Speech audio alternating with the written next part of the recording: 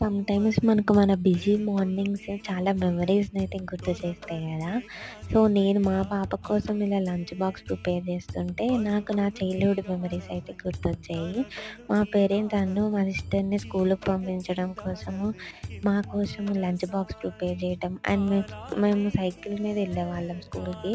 మా డ్యాడీ మా కోసం సైకిల్ క్లీన్ చేసి బ్యాగ్స్ సైకిల్ మీద పెట్టడము పడిపోకుండా. సో, నాకైతే నా చైల్డ్‌హుడ్ మెమరీస్ ఇలా గుర్తొచ్చాయి. మీకు కూడా మీ చైల్డ్‌హుడ్ మెమరీస్ ఇలానే గుర్తొచ్చాయా?